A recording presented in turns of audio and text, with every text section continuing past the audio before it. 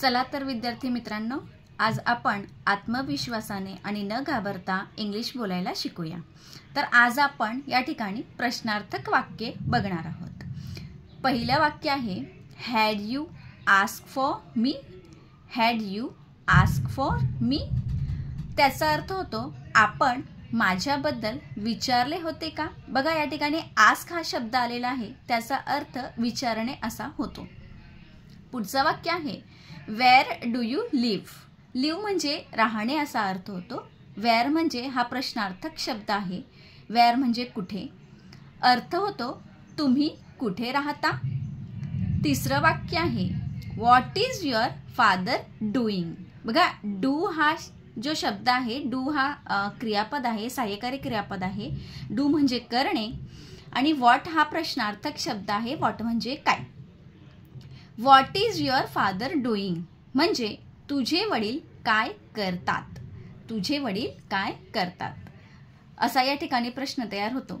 पुढचा प्रश्न आहे वेअर डू वी गो नाव। बघा वेअर म्हणजे हा सुद्धा एक प्रश्नार्थक शब्द आहे। वेअरचा अर्थ कुठे असा होतो। वेअर डू वी गो नाव, आम्ही आता कुठे जाऊ। नाव म्हणजे आता, आम्ही आता कुठे जाऊ। पुढचं वाक्य आहे कॅन इट बी ट्रू। तर बघा कॅन हा जो शब्द आहे हा सुद्धा सहाय्यकारी क्रियापद ऑक्सिलरी वर्ब्स म्हणून या ठिकाणी ओळखला जातो। तर कॅन म्हणजे शकणे असा अर्थ होतो। कॅन इट बी ट्रू आणि ट्रू म्हणजे खरे, अर्थ होतो हे खरे असू शकेल का। कॅन इट बी ट्रू, हे खरे असू शकेल का। पुढचं वाक्य आहे whom are you speaking to। Speak म्हणजे बोलणे, स्पीक हा क्रियापद आहे। स्पीक म्हणजे बोलणे। whom are you speaking to, आपण कोणाशी बोलत आहात। आपण कोणाशी बोलत आहात। पुढचं वाक्य आहे what do you know about me. What म्हणजे हा प्रश्नार्थक शब्द आहे, याचा अर्थ काय असा होतो।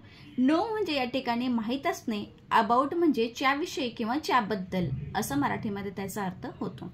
What do you know about me, तुला माझ्याबद्दल काय माहीत आहे। तर अशा पद्धतीने काही प्रश्नार्थक वाक्य आपण या ठिकाणी पाहिलेली आहेत आणि दररोजच्या जीवनामध्ये तुम्हाला ह्याचा उपयोग नक्कीच होणार आहे।